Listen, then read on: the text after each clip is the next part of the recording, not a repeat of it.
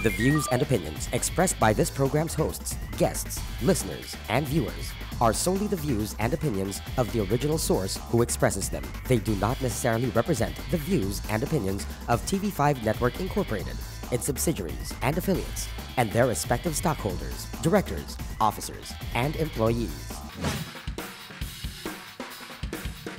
Sounding off from Los Angeles, the undisputed king of podcasting, who's all about the good times, Mo Twister. Representing New York City, a social media monster and co-creator of the Not Bill Walton Twitter feed, Chris Savage. All the way from Sydney, Australia, a basketball media veteran and unapologetic cultural critic, Bradford Graham. Holding it down from Manila, a seasoned sportscaster with the studio skills to pay the bills, Jinno Rufino. This is Full Court Report.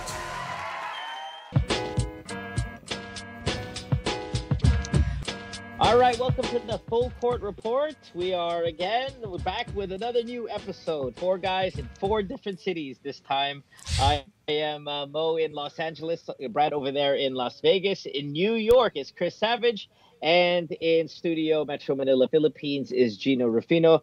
Gentlemen, let's get the game started. 12 minutes on the clock. First quarter duties belong to you, Jinno. What do you got for us, buddy?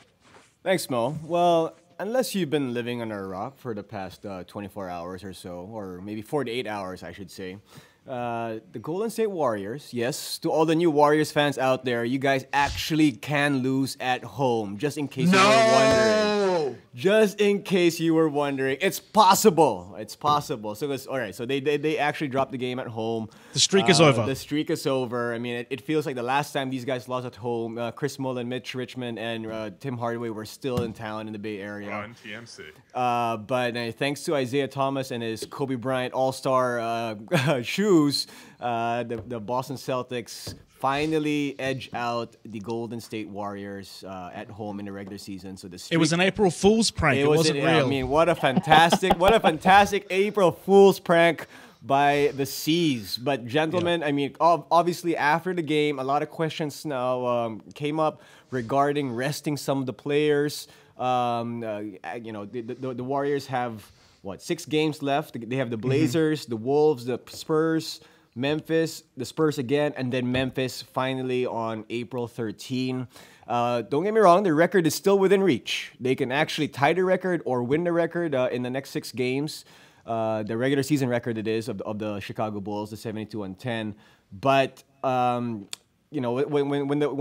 the question came up about rest, Steve Kerr actually said that the players that do need the rest, namely specifically Iguodala and Bogut, have been getting time off.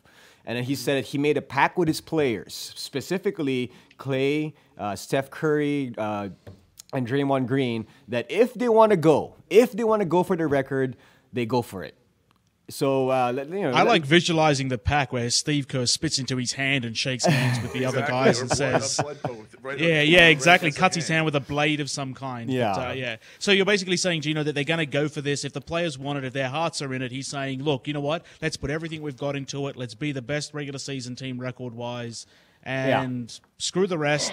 Let's be in the history books because, I guess games off in this sense doesn't really matter for these guys. I mean, they're young enough; they should be able to do it, right? They should be. But my only concern here, I want them to go for the record. I really want to see that record broken by the Warriors.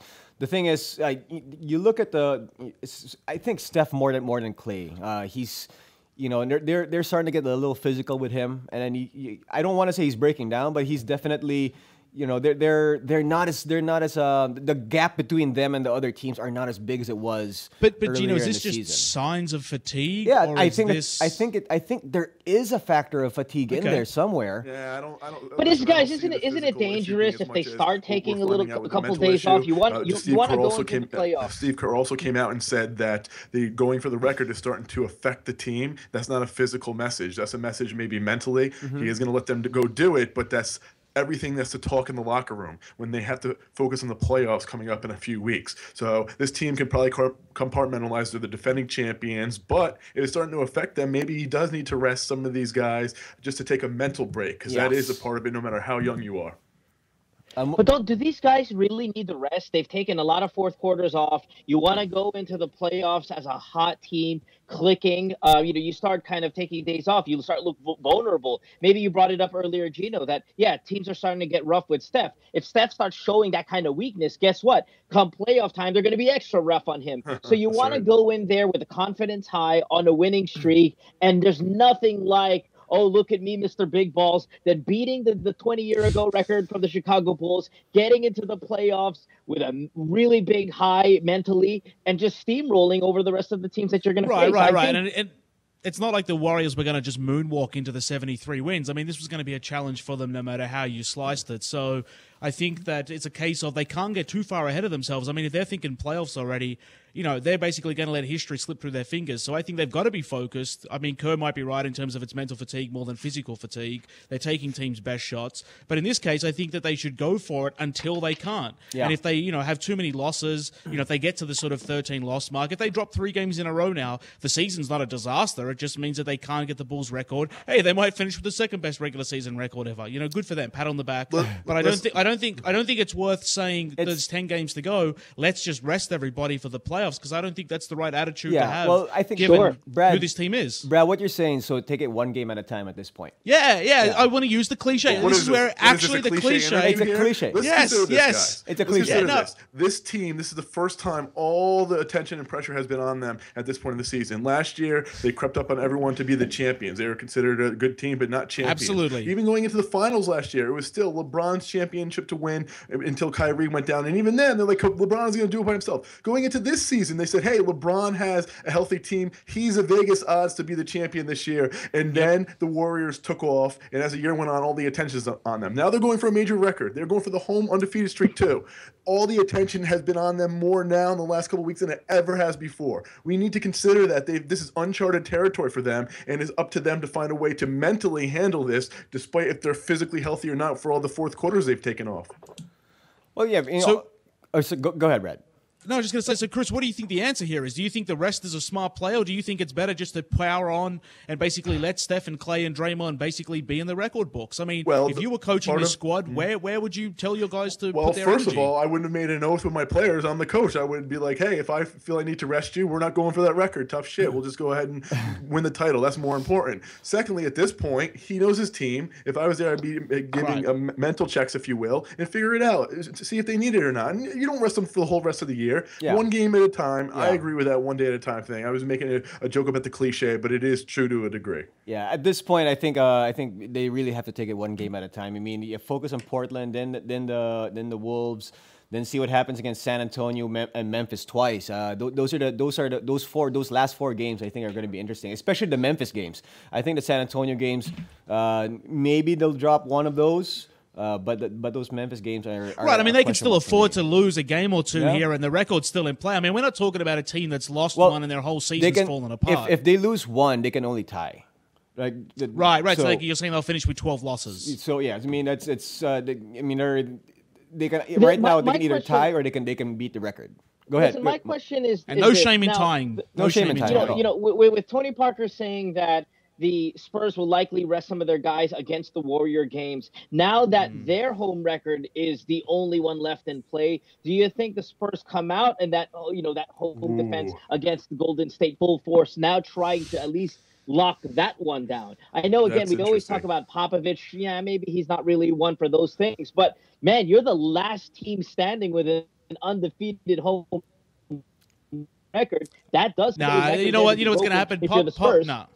Pop's going to step in and say, screw the record book, screw the numbers. We want a trophy. We don't want a little name, on the almanac. So I think for Spurs, for this organization, I think their track record would suggest, they don't care about the undefeated home streak. Now that the Warriors, seem to be more fixated on these things, I think the Spurs have, bigger plans or different plans. And so Pop, I don't think, has even entertained it. I don't think he's made any pact with his players to do anything. Doubt it. I think he's just, he's just going to, be that All old right, well, man I got that one he last is. question. I got one last question, and then Gene, I'm passing it back to you. Last episode, Brad, you said the Warriors have to get the trifecta of criteria to be considered best team, regular season team of all time. Okay. They lost one of the 3 now. So they did. Can they still be, in your opinion, the best regular season team of all time? I think they can join what might be a heated debate, but I can't outright declare them the best team anymore. Nice I think answer. now, I like that answer. I think what's happening is they can tie the Celtics from '86 and the Bulls from '96 in terms of what they mean to the regular season, and those will be our top 3 regular season teams ever. And maybe you can throw the Lakers when Wilt and Jerry West went on that 33-game winning streak. They're a lock for the top 5 now. If they go 40-1 at home and tie the Celtics, kudos to them. But I think what's going to happen is if they get to 73, I think the discussion could go one way or the other between them and the Bulls. But if they now only get one of the 3 records, I just don't see how they're an outright favorite, but it can Brad, still be They debated. be the greatest regular season team if they don't even have the best home record in the same exact season. It's not comparing era to era. It's comparing that same exact season. Right. You have to defend home, sure. So the Bulls went 39-2. The Celtics went 40-1. Those are the 2 records. So the Bulls went 39-2. As long as these Warriors go 39-2, they're always going to be in that conversation. And I think you can make a legit case for either team about which one deserves to be considered the best regular season team. But if the Warriors get to the 73, that magical number, then it doesn't matter if it's 40-1 at home. I think they will, be at least with the top 3, and then it's all subjective about which one's your favorite versus which is the outright, undisputed, pound for pound champion. What poetry, the record holder are the ones to beat the franchise with the record holder was the one to beat the Warriors last night. Nice poetry right there. Absolutely. Yeah, beautiful poetry. Very fitting. Right there. Yeah, very fitting. So the final 6 games, take it one game at a time, rest, or go for the record. It's going to be interesting to see what the Dubs will do the rest of the way. Now, gentlemen, I want to move on to another topic. I know we're running out of time here, but really quickly, going to the Eastern Conference, Kyrie Irving, you may have heard of him, Uncle Drew, this guy. He said... Yeah, his girlfriend's still in my bed. Recently, he said, everything surrounding our team, just crazy to think that we're still in first place and we're still the team to beat. Honestly, I feel like we're the team to beat. Honestly, it's open season until we get into the playoffs. I have a lot more confidence than I think anyone realizes in our team and what's going on in our locker room. So, guys, we all know that how crazy that the Cavs season has been. It's been a little bit lukewarm. It's cold, hot every so often over there in Cleveland. Obviously, if you're a player, you always want to project positivity when you're talking to the media and so on and so forth. But what do you think about how Kyrie's mentality is heading into the postseason with this quote? Well, it depends on what's going on in his home life. Is his fiance still cheating on him? If she is, and he's got a lot of problems that he needs to worry about. Just saying, that might be a mentality problem. No, listen, you said it earlier, Jinno. A professional athlete, it doesn't matter what sport. They believe they're the best at their craft, and they believe they're going to compete for a championship. I'm sure if you ask a 76er or a Laker come the offseason, what are your plans for next season? They're going to say the same thing. They're going to say, we're going to play for a championship. So, of course, you have to have that confidence. You can't play at a professional level without it. And that's what Kyrie's going to say. And I honestly think he believes it. And they have a very good chance. They've got a great squad. So, those things all line up. The confidence, the reality, and the promise that the Cavaliers can and likely will be in the finals playing for a championship. All right, well, I do agree with you guys. The Cavs are still the team to beat in the Eastern Conference anyway. But when they get to the finals, that's going to be a question mark. So we can't get into the Butler thing because he did say something as well.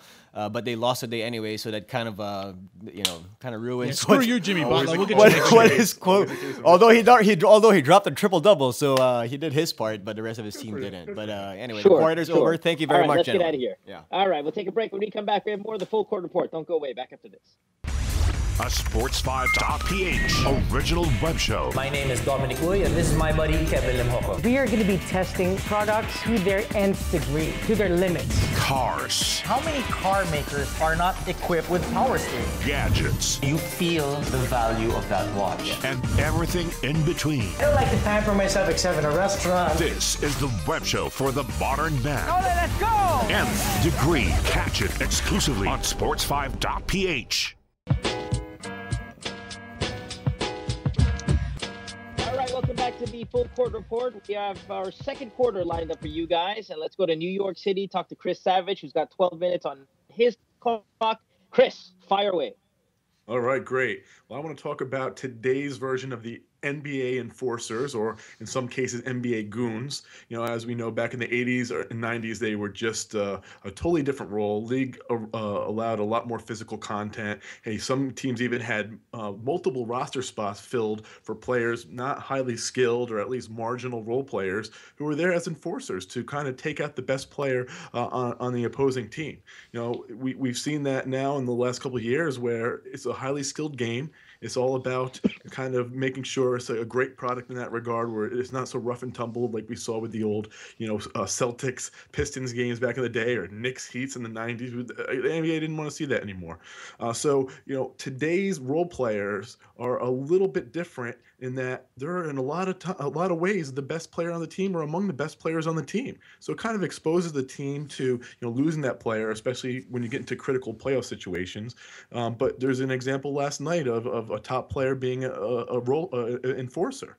And you could even say a borderline goon, which I love, by the way. We saw Draymond Green do the flying headbutt last night into a pile. Then at the other end of the court, he went for the little flip slam on Marcus Smart. Both times it worked out for the Warriors. Unfortunately, they didn't win, but I just love that type of play to mix it up in the NBA. But we see guys like Draymond Green. We see guys like Andre Drummond, DeMarcus Cousins, of course, Dwight Howard, who among the league leaders in fouls, technicals, a lot of them with flagrant fouls. It's not just the big guys in the middle, though. We're now seeing it at the level of James Harden being up there with flagrant fouls. We're seeing Paul Millsap, Paul George, Kyle Lowry, the best players on their team and part of strong defenses, playing the roles of enforcers when it comes to fouling guys, technical fouls, a couple flagrants here and there. Even CJ McCollum has dropped a couple flagrants this year as well. So maybe these guys don't sound like enforcers to you, but in today's game, they really do. We'll always have dirty players like Vedova. We'll always have head cases like Barnes and Smith. But my question to you guys to discuss is, in the playoffs, is the team that has these types of players in their starting lineup, who are big major role players, the ones who have the enforcers, do they have the intensity and toughness edge over teams that don't? Or is this a tough thing to have in the playoffs, where they can lose the players, foul trouble, get in a situation where they're out of the game, that type of stuff? How does this affect the playoffs, this type of role? Oh, wow, Chris, that's a very loaded opening diatribe, I guess. And clearly you're obviously a big fan of what was going on in the NBA in generations past. I think the game's been cleaned up for the better. I'm glad we don't have these guys that are just out there to sort of knock heads off players. As much as that was entertaining, as a child or as a, kid who grew up, loving the WWF and all the wrestling and stuff, I don't necessarily as an adult think it's got a place in basketball. And I like to see a more crisp, clean, skill-based sort of sport. So, I'm all for finesse big man, and I'm all for, roles reversing and guards, doing a number of things. Like you talked about the fact that, Harden might be, more goonish than he is sort of glamorous, and that's fine. I think there's no problem with that being the case.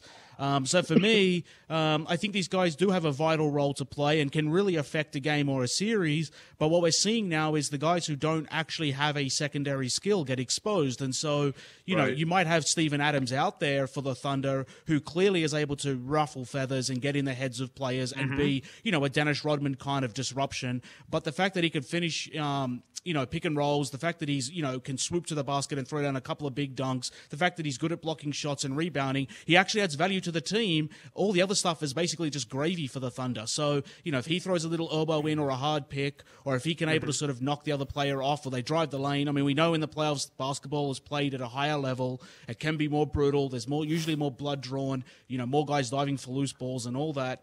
And I think these guys are actually showing that they can't just be goons anymore. They have to have a defined skill. And that's why Bruce Bowen was kept around with the Spurs for so long, because he was a pocket three shooter.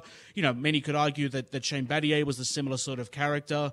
And I think that, we're going to see Chris Paul and these other guys, do any trick of the trade they can to get the advantage in the playoffs, because that's what happens in a 7-game series. You rub each other the wrong way. You see the same faces every night, night after night.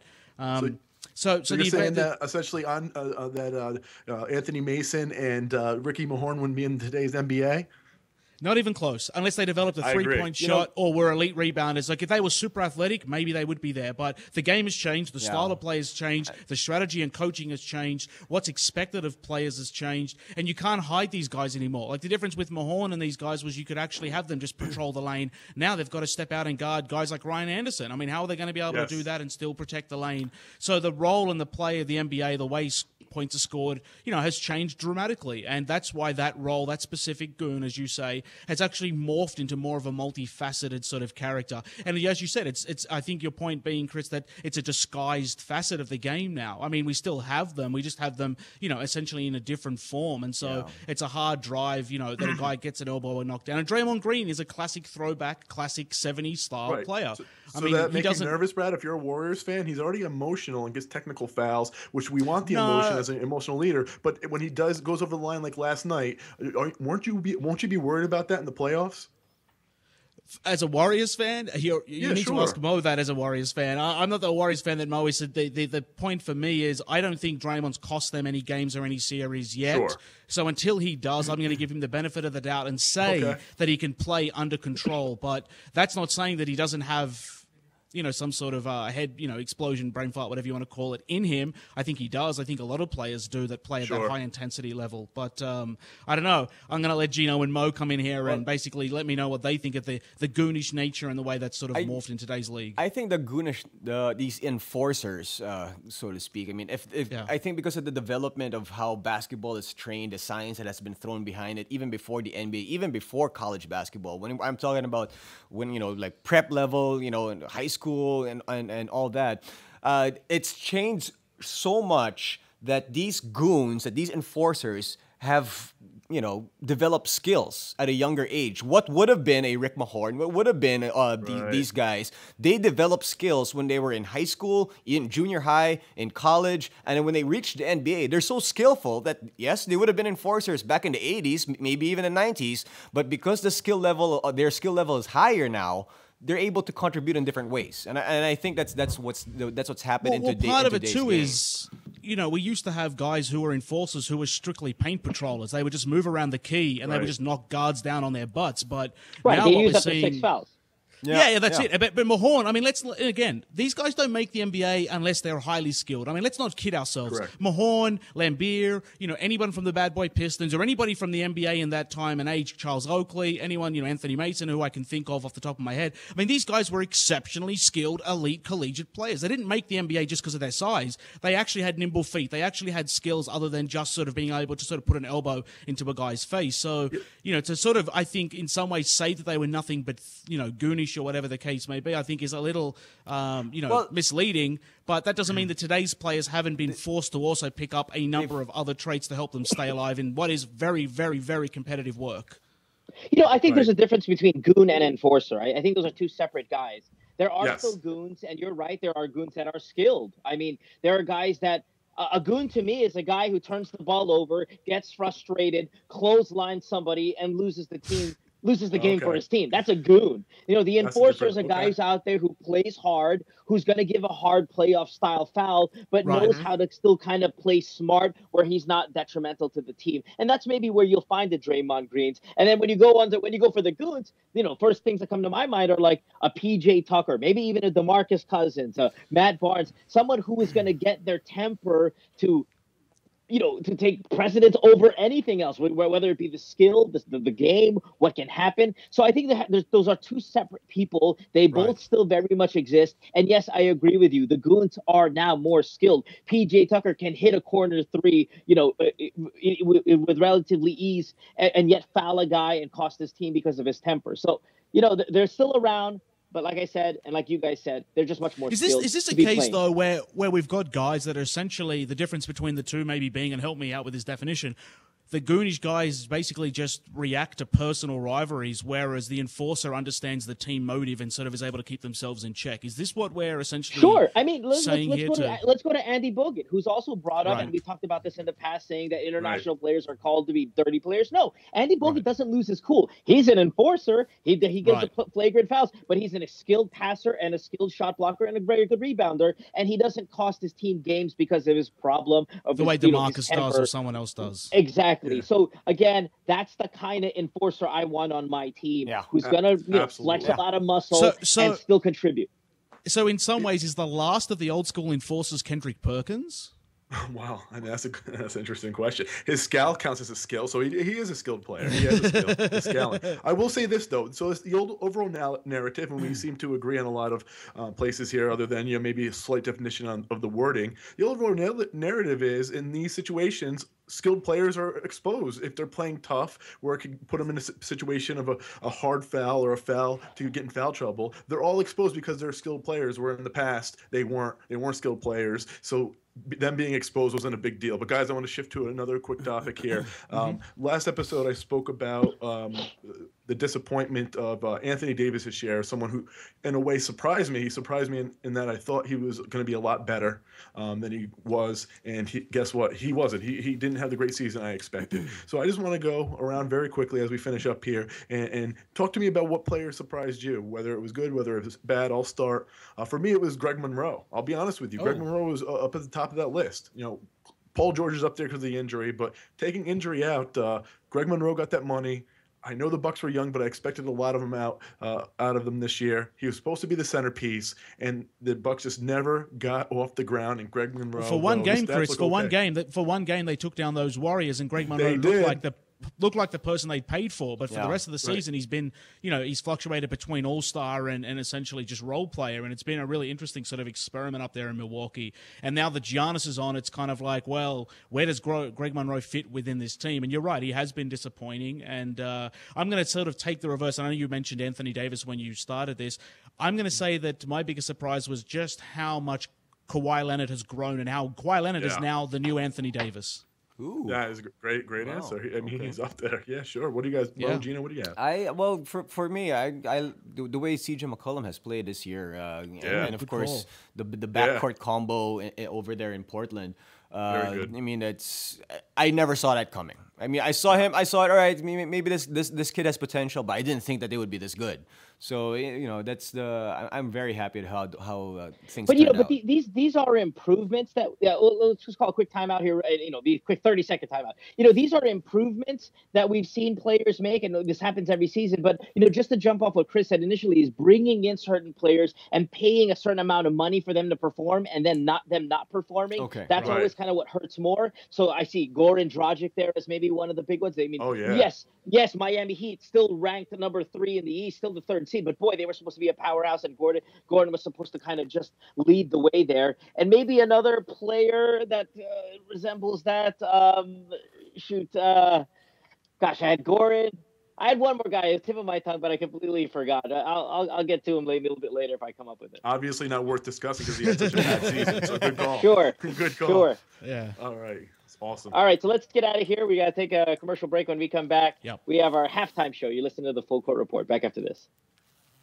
He has made viewers laugh with his funny antics and awesome style in comedy. He has also been in quite a few headlines himself. Well, funny man Arnel Ignacio loves good times too. Curious if he has funny secrets he'd like to spill? Then head on to www.tv5.com.ph/originals and watch Good Times with Mo. Thursday, 9 p.m. on Digital 5. Call us on our hotline, also on Viber and Skype. Welcome back to the Full Court Report, and it's halftime. Let's step away from basketball. And actually, for me, I'm going to jump into another sport, and it's baseball. Tomorrow is opening day. Yeah, Major League Baseball says tomorrow is opening day. Actually, Monday for a lot of teams, but tomorrow is my day. It's because my favorite franchise in all of sports, the New York Mets, last year's National League champions. How about them apples, Mo? Last year's National League champions kick off their season. Unfortunately, it's against the team that beat them in the World Series, the Kansas City Royals. They're playing in Kansas City. But for me, and our topic here is the day of the year we look forward to, the most forward to each and every year. And for me, by far, it is opening day for the Mets each and every year. And the best part about it is the Mets have the best record of all time on opening day. Unfortunately, after opening day, they're not so hot in their franchise history. But on opening day, Mets fans, for one day a year, feel like kings. I look forward to it, and by the end of the day, they usually shellac the team they play. I feel like a king. They always start the year in first place. That's what I love about it. So, guys, I'm going to kick it around to you. Tell me what day you look forward to. Jinno, what about you? Well, I'm going to step away from sports here in general. I'm just going to talk about what used to be spring break for me when I was living in the States. It's now here in the Philippines called Holy Week, and that just happened last week. And the reason why I look forward to this because it's actually the longest holiday that we have here in the Philippines. So usually when Holy Week comes along, we get probably because working in the media, you really don't have holidays. Like sometimes you work on Christmas, sometimes you work on New Year's, so it gets a little, you miss the holidays where you're supposed to be with your family and friends. So during Holy Week, I look forward to that because knowing when that Wednesday hits, you're gonna get some good time, good time off with and spend time with your loved ones. Interesting. I did not know the Philippines took that much time off for Holy Week. You learn something new every day. Brad, what about you? Yeah, thanks, Chris. This has been a tradition of mine and the day that I look forward to the most, even though I'm an adult and I obviously earn money now and can obviously afford to visit a store and consume all the confectionery I want. Easter Sunday is a huge day for me because to me that's the chocolate day of the year. I go out of my way to kind of consume as much chocolate as I can on that day. And again, like I said, I have no reason for it. I'm an adult. I'm a grown man. I can buy stuff. I can go 24 hours to a store and just buy, a whole, Brad, I don't want to whole store full of stuff. But Brad, I spent time with you in Toronto. It seems like chocolate day is every day with you. Just I do have a sweet tooth. Anyone who knows me there knows that's the case. I'm never far. There's never a bag of M&Ms that isn't within reach. So, but for whatever reason, I mean, they bring out special kinds of candy for Easter, special kind of Cadbury eggs, and there's a number of sort of seasonal delights that I thoroughly enjoy. So for me, I always stock up. Mo knows this. I always make sure I visit the store after Easter so I can grab all the discounted Easter chocolate items. And yeah, man, every time it's Easter, I'm always like, stomach, get ready for this because you're in for a big treat. What's your favorite chocolate bar? I love it. Yeah. I got to talk to that stomach of mine, let him know what's coming. Brad, what's your favorite chocolate bar, Brad? Really quick. Yes, my favorite chocolate bar. Oh man, it depends what country I'm in because there's the same chocolate bars aren't available everywhere. Oh, so, you are good. That's good. That's because that's a good one. Twix. Yeah. Gotta be Twix. All right. Twix is the best candy bar anyways, out there. Mo, how about you?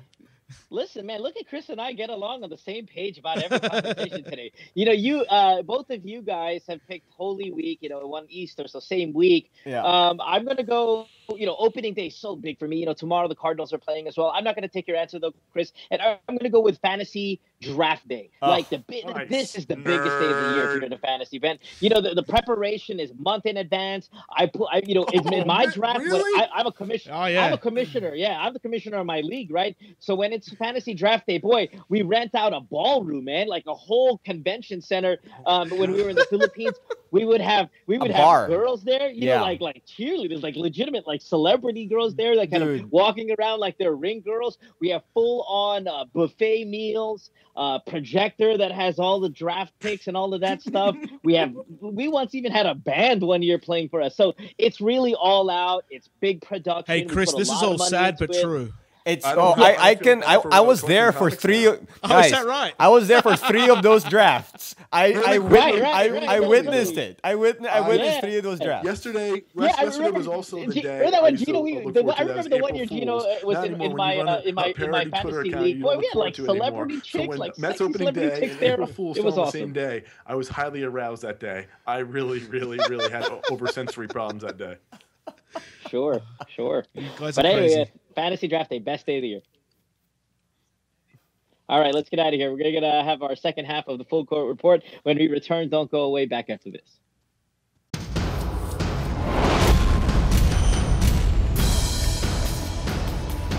Welcome to the initial episode of No Holds Barred with the Dean, Finito Henson. We ask the questions, you get the answers. Did you feel rough that you didn't get the Best Import Award? I won Best Import. If you were the commissioner of the PBA for a day, what would be the first thing you'd do? I'm not changing nothing. Tell us, Leland, last November, when Samboy, your husband, suffered cardiac arrest, what was your feeling?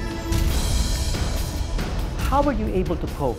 And what kind of magnitude of expenses are you facing? It's not good.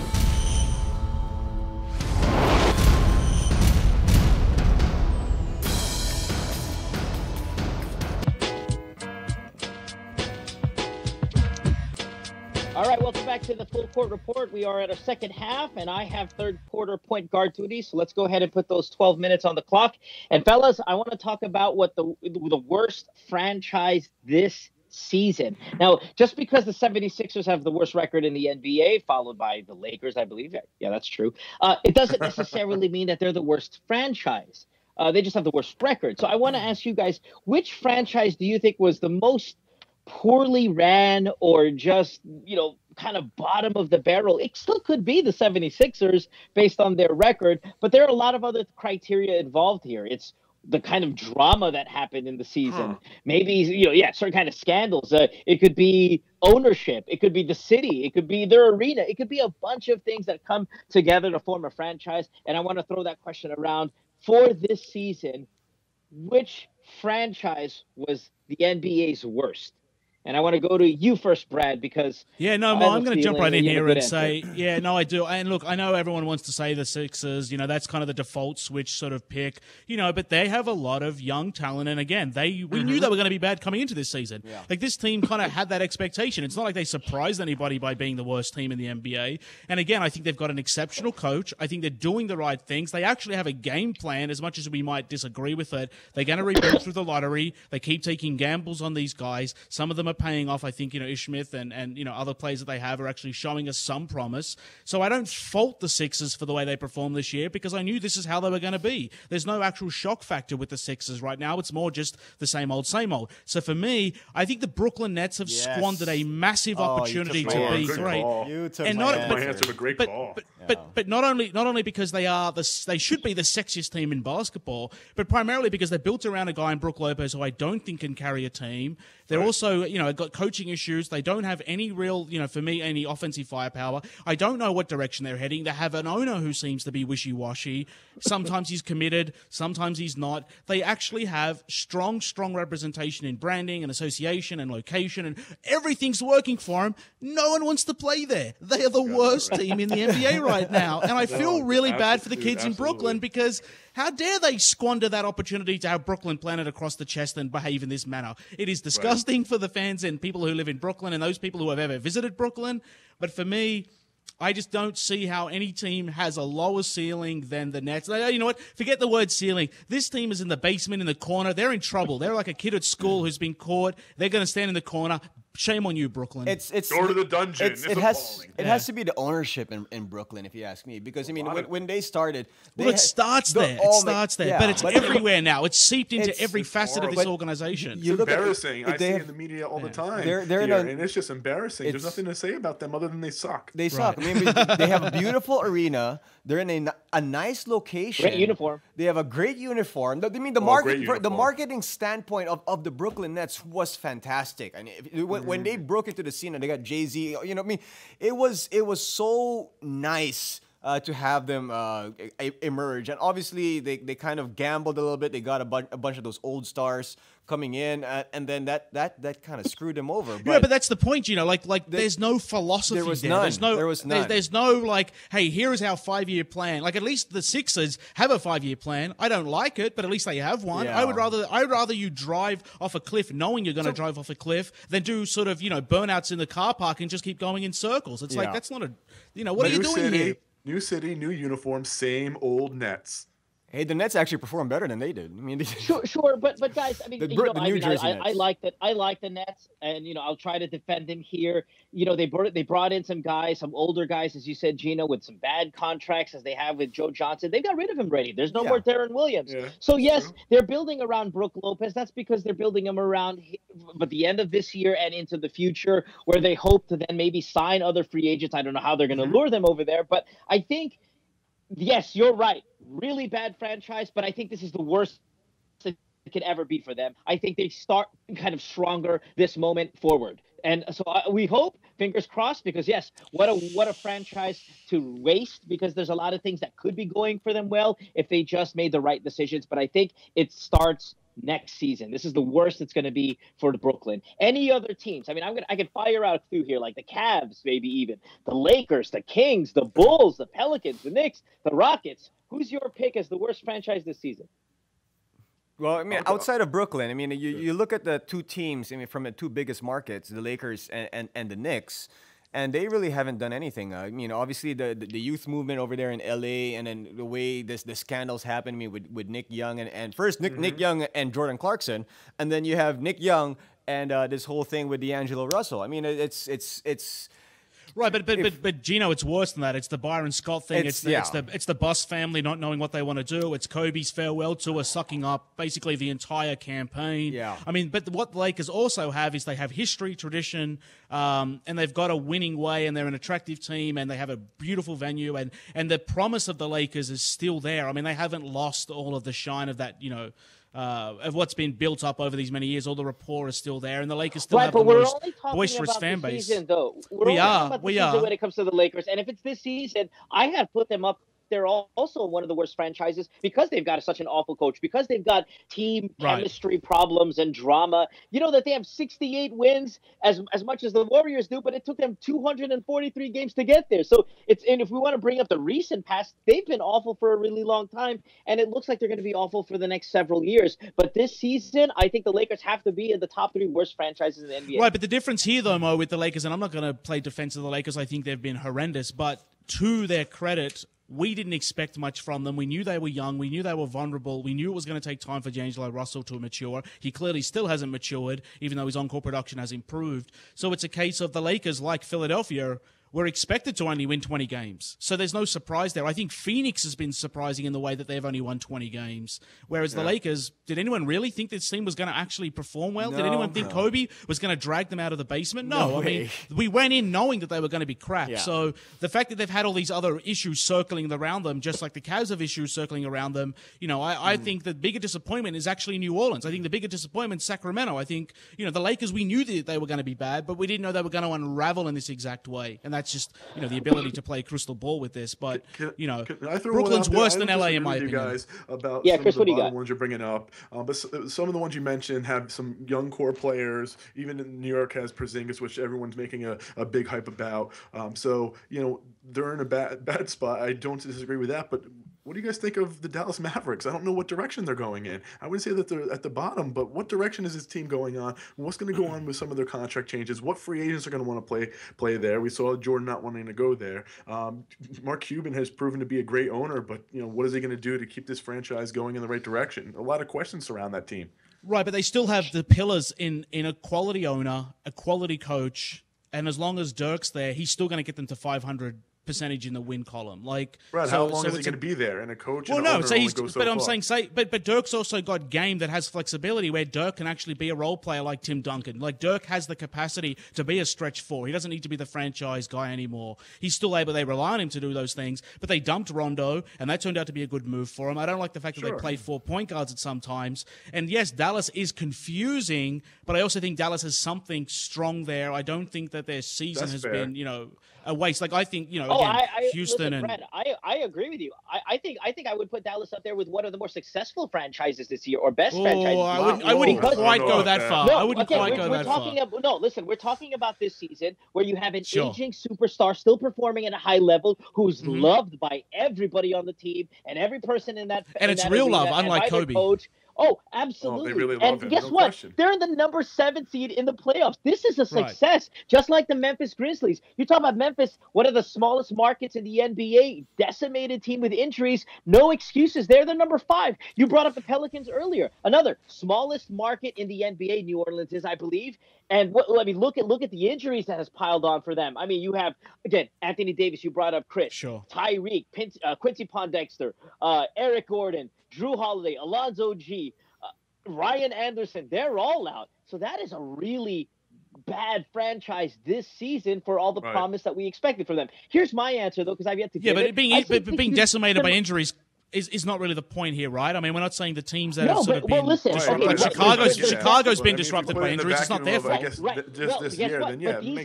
These guys are guys that are habitually injured. Tyreek has had knee problems through the years. Eric Gordon's injured every year. Anthony Davis is proving to be soft. there's Ryan Anderson is hurt year after year. So it's not just that it's a fluke that these guys got injured this year. Okay, so let me interrupt you, Mo. Of unhealthy players. Sure, that may be the case, and that may be the GM's fault, and there may be, they might have got the wrong coach, and they might not be a franchise that's heading necessarily in the right direction, but they get a chance to go to the draft and see what happens there. But I think the Clippers, maybe because of the fact that Doc hires his son, the fact that, Blake Griffin's beaten up on trainers, the fact that DeAndre hasn't quite sort of, fulfilled everything that we thought from him. Maybe it's a case with the Clippers as another team where, because they're fourth, we kind of let them get out of jail free. But you're going to blast I think the both Mavericks LA with the aging superstar and nothing much around him, and then put the Clippers out there. But I got to disagree with that. If we're talking about in the vacuum of this season, then we can't put the Clippers there. If we're talking about uncertain future, then maybe we could talk about them in the bottom third. Right. What I'm saying is they don't have the promise. They don't have, the shine. I mean, the Clippers aren't the sexiest team in the West. They should be one of the sexier teams. We should be sort of more, joyous about them. And Chris Paul, has obviously rubbed people the wrong way. I mean, the whole thing that we've seen this year with Blake, I think, has been sort of disrupting for them and has kind of left a bit of a stain on this team this season. And especially how competitive they need to perform and need to be. Look, credit to them for actually sort of continuing to win games and rally together, and JJ Redick and these guys, have performed well above expectation.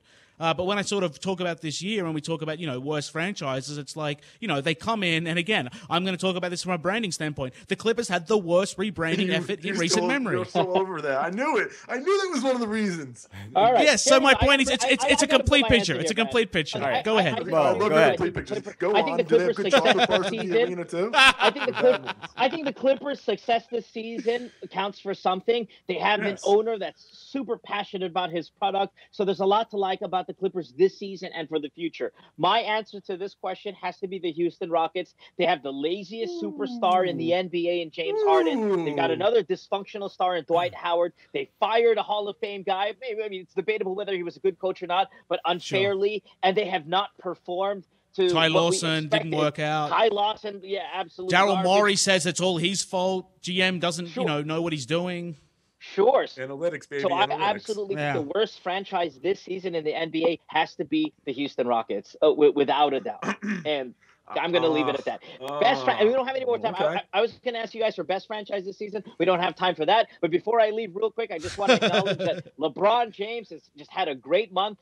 As we now in April, I mean, he passed 4 more guys in the all-time scoring list just in this past month alone. And he started the season 20th all-time, is now at 11. I just wanted to acknowledge LeBron's great last month for all the negativity. So let's give a salute to LeBron. Is that what you're saying, Mo? Let's salute LeBron and I his climb up the want to scoring end ladder. my quarter as we ended the month of March with congratulations, LeBron, for all the work you've done this past month as for individual. Right, cool. All right, let's take a break. When we come back, we have the fourth quarter. You listen to the Full Court Report. Don't go away. A Sports5.ph original web show. My name is Dominic Uy, and this is my buddy Kevin Limhoco. We are going to be testing products to their nth degree, to their limits. Cars. How many car makers are not equipped with power steering? Gadgets. You feel the value of that watch. And everything in between. I don't like to pamper myself except in a restaurant. This is the web show for the modern man. Oh, let's go! Nth degree. Catch it exclusively on sports5.ph. Welcome back to the Full Court Report. Fourth quarter, big quarter for Brad Graham here. 12 minutes, Brad. What do you got for us? Thanks, Mo. Look, we all know how great Steph and Klay have been from long distance this season. So rather than get lost in their respective numbers and, dive again into that ocean, we can play stats, down the road and sort of celebrate everything they've done. But I wanted to shine a little bit of light on the rest of the snipers out there in the NBA. The guys who have made a name for themselves, dialing in from long distance, and specifically how they've either impacted, altered, improved, or made actual little difference despite their high volume shooting for their respective teams. So I have a few names here that I want to sort of cycle through and sort of get some takes on and talk. And I want to start with Curry Light, and that's Damian Lillard. Now, this year, Lillard's been a guy that's, obviously picked up his production. He's taken on more responsibility. He's putting up a lot of three-point shots. He's part of the reason why the NBA right now is enjoying an increased number of attempts from long range. He clearly seems capable to shoot at high volume. He enjoys shooting at high volume. All these extra shots that he's putting up. I mean, do we like Damian Lillard being a long-distance shooter, or do we want to see Lillard be more of an attacking player and more of a creator and playmaker? And how have we seen Curry evolve into this? Look over to his partner in the backcourt, and I mean, McCollum got the task of having to shoot a lot more this year. They thought he was going to take a big step, and he did. And a lot of that was because of his three-point shooting. The percentage, I think he's 41-42% this year. That had he's made 178 threes already to Lillard's 213. So, I mean, that's surprising to a lot of people who never thought McCollum could handle that sort of volume. That was a big reason why he is such an improved player this year, the most improved player this year. I want to see Lillard be an attacking player. I really do. I love when he's an attacking player, but I mean, let's not pin him down to one thing. But I think McCollum is a better option on that backcourt for taking those threes, especially with Lillard can penetrate and dish out. That's the way it should be. Listen, Brad, I want to get back to your question, because these choices in Lillard and McCollum are poor choices for your question. Your question is the best shooters, elite shooters, and these are guys who take high volume amount of shots that hit at a high field goal percentage rate, like Kevin Durant. You get a Kevin Durant, he shoots 19 shots a game, but he also makes over 50%, and included those are a large amount of three-point shots. So that puts him an elite shooting conversation for me. Damian Lillard takes 19.9 shots per game, third highest in the NBA, and he only makes 42% of them. So he's a great player, and let's not take anything away from that. But if your question is who, aside from Steph and Klay, are the best shooters in the NBA, I can't put Damian Lillard there, because while the three-point numbers are there, the peripherals aren't there that impress me about Damian or McCollum. The guy that I want to throw McCollum, out there isn't McCollum a top Kevin 15 Durant. in both volume and percentage? I think he's both, Mo, which I'm not saying he's McCollum, but he's shown he can really handle that. McCollum takes 18 shots per game, and he only shoots 44% from the field. That's not awful, but that's not elite as well. I mean, Chris, you brought up the Steph numbers, and not to really bring Steph up again, but the 50-40-90 club, which is a true, which is a true which is a true representation of what an elite shooter is. And in fact, if Steph does 50-40-90 this season, he will be the only NBA player in history to lead the league in scoring and do 50-40-90. So that to me is elite. And those are the all right, Mo, you can hold off on your Steph celebrations. We can get to Steph celebrations on another show. I want to try to keep Steph out of the conversation. Here's where I then praise your guy, Kevin Durant, because at 19 shots a game, at over 50% from the field, included there are the high percentage of free throws and three-pointers. That is the guy that you need to talk about when it comes to the pinnacle of NBA shooting outside. Right, which is why I brought up Lillard. Because I wanted to know, is the eye and the stats measuring each other? We see Lillard as a high-volume scorer, but do we count him as a terrific shooter? Is it just the volume that's getting him the numbers, or is it the fact that he's great with accuracy, the kinds of shots he's taking? Is he an attacking player because he can shoot off the dribble, he can shoot on the pull-up? Like, it's more about where is Lillard's game in terms of where he fits into the spectrum of these elite shooters, because, as I said, he is more of a Steph Curry light now, where he is trying to sort of do everything for his team the way Curry is doing this stuff for the Warriors. So let's move to JJ Redick, the LA Clippers shooting guard. That's my choice. Let's get number 5 currently in true shooting percentage at 628. Jinno, let me know, what do you think? Where does Redick rate for you in terms of the best non-Warriors shooters in the NBA today? I think he's there. I mean, if you take away Steph and Klay, I think it's JJ Redick, because I mean, you, especially when Blake went down,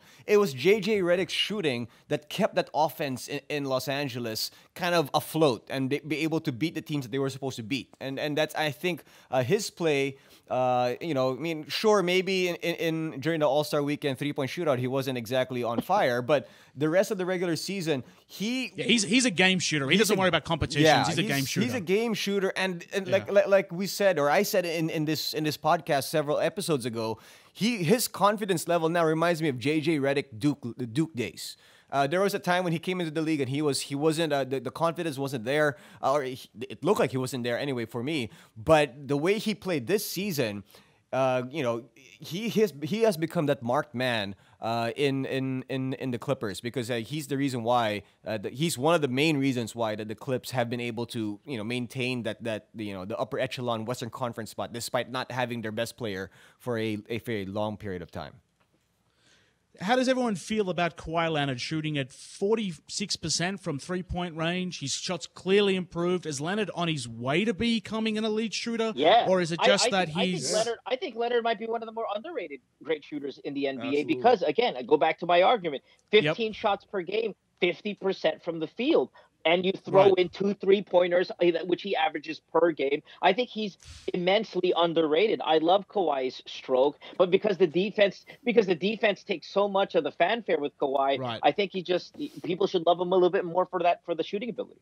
He competed for 50, 40, and 90. He, Durant, and Steph all competed for it this year. Steph's the only one who's going to most likely get it, but that just is a huge tribute to Kawhi. Sure. Chris, I want to get your take on your favorite superstar right now, Kyle Lowry, and where does he rank for you in terms of the elite shooters in today's NBA? He's obviously got a lot of responsibility up there in Toronto, and his numbers aren't necessarily. He's not a sort of a top percentage shooter from three. He's one of those guys that basically can do a lot, but not necessarily hit with a lot of accuracy.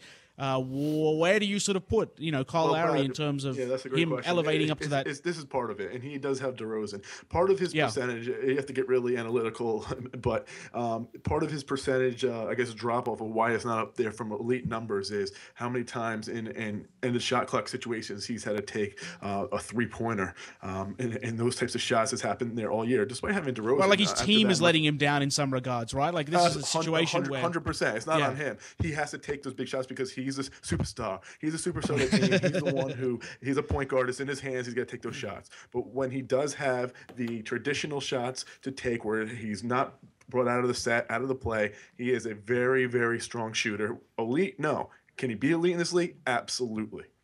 Does he need to become elite for Toronto to be able to challenge, the Cavs or a team to sort of, for them to take over the East? Do you need to see him up his accuracy and become this deadly sniper? Toronto would need another offensive force to go with the 2 guards, so he doesn't have to take too many of those shots, and we could see what happens at that point. Then a little out of his wheelhouse, to use a baseball term, right? Yeah, absolutely. We need to see. We need to see that. Again, okay, so I agree with what Chris said. These teams that play. I know, it's crazy. What is going on? You've hit your quota, Mo. You've hit your quota enough. No, I know. I'm sorry. This is the last episode I'm doing this. But, Chris is right, man. It's a part of it is the style of offense that they run, that it kind of hurts the numbers that we see with Lowry and like James Harden, who play a lot of isolation style of offense. DeRozan has the ball forever before he finally decides to do something. And in the end, it's going to be one of those 2 boys that has to jack up a long distance 3 because the clock shot is expiring, and it ruins their numbers. But Lowry is like Isaiah Thomas. The numbers aren't sexy, but on the eye test, these are really, really exceptional basketball players that has their team winning ball games, regardless of the 41, 42% from the field percentage that we see from them.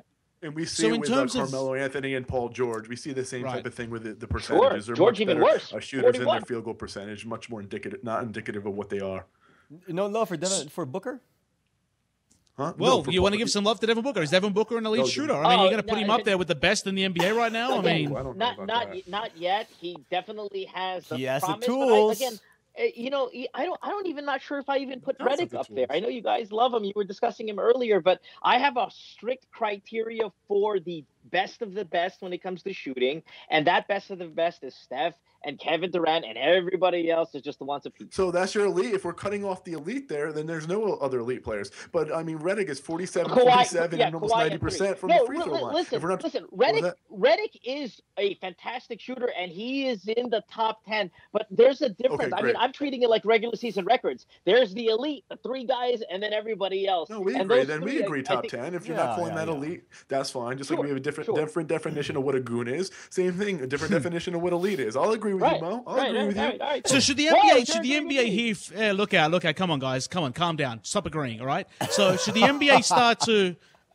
Should the NBA sort of look to somehow measure at least long-distance shooting differently in terms of when a shot's sort of forced or when, I mean, I know they're keeping the track of a lot more stats, but is it a situation where Lowry's getting punished for shots that he's not making, whereas other guys like Redick are getting, credited for shots they are making, even though one's creating and one's being set up, and there are all these sort of other sort of ways to measure things. So, again, I think the NBA could maybe look at that in the offseason. Maybe we can figure out a new way to measure this. I know we have shooting charts and a lot more sort of stats available to us. It's just not mainstream, just like as 7 years ago. Right, but that's what I'm saying. We need to replace. Now PER is listed on an overall stat. So it's very prehistoric for them to basically have analytic. This analytic. It's the idea of shots attempted, shots made, and that's the measure, that's the number. But not all shots are created equal, as we know. So let me just quickly finish this episode with this. I want to play a little bit of NBA true or false. So let's start with you, Chris. Detroit Piston rookie Stanley Johnson believes that at least half the NBA is scared of playing against Kevin Durant. True or false? Yeah, that is absolutely true. That's false. He said no one's scared of Kevin Durant.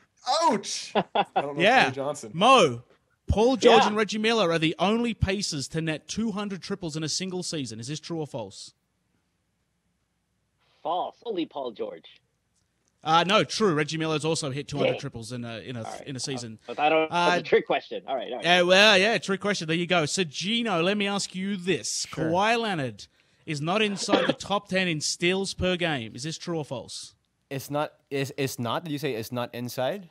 Yeah, Kawhi Leonard is not inside the top 10 in steals per game. It is false. It is true. He's 12th at 1.8. Yeah, he's not. That's right. So, Chris, throw back to you quickly. We got to get this finished. I got one more question for each of you. Chris, there have been more than 50,000 assists recorded this season in the NBA. True or false? I'll say true. It is true. Yes, the NBA has reached 50,000 assists for the season. Congratulations, NBA. Mo, LeBron and Kobe had a combined 50 points, 15 rebounds, and 10 assists in their final regular season meeting. Is this true or false? True. It is false. They finished at 50, 10, and 9. Wow. Sorry, Kobe. That question sucks. Yeah, so last question for Jinno before we get out of here. The show is over now, but I'm calling time out here for this last question. Jinno, we've already mentioned Kevin Durant and Kyle Lowry, so let me ask you this. Kevin Durant is ahead of Kyle Lowry on Basketball Reference's Value Over Replacement Player Index. Is this true or false? Without me going online, let me see. Yes. You have to answer in the heat of the moment. I would say it is. I know, man, but this is close. I would say it is false. It is false. Kyle Lowry is 5th, while Durant is 6th in the replacement value. Very interesting. Lowry, an interesting index there. So congratulations, guys. You have all failed NBA true or false. You need to all go back to the internet and do some more research. But I guess everyone, Mo, I'm going to throw back to you. All right, let's wrap it up tonight. I want to thank all you guys for listening to us. Don't forget to interact with us via social media. On Twitter, we are at Full Court Report. As we do before we say goodbye, let's kind of throw it around the room. Any last word you want to say? You want to throw out a plug for your own accounts? Now's the time to do it. Jinno in Manila, why don't we start with you? It's at Jinno Rufino, JINNO, and that's on Twitter, Instagram, and now Snapchat. How about that? Oh, check out those snaps. 14-year-old girls, he's after him. So that's right. I want to see D'Angelo Russell go ahead and lead the line. I started using it because I was looking for his Snapchat video. I'm like, this doesn't last 30 seconds. It's like 10 seconds. Sure. Chris, New York, what's up? At Not Bill Walton is a Twitter feed, and I will use that Twitter feed to disagree with everything Mo Twister says in the next 3 weeks because I want to shut this love fest down today that we had of all agreeing. That's right. Brad, what's up? Any confectionery companies, you can send chocolate to @BackpackBaller. I'm on Twitter. I will happily consume everything that you send me, and I'll put up lots of glowing reviews. So send your confectionery my way. This guy's Charlie from Willy Wonka.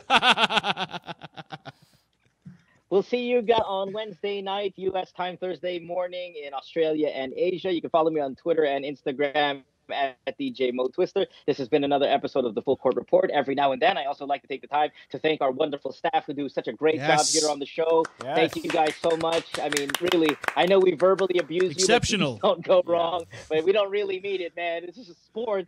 And, it's a live show. You guys do such a great job over there at TV5. So I want to make sure that you're acknowledged for that. See you next episode, everyone. Have a good night.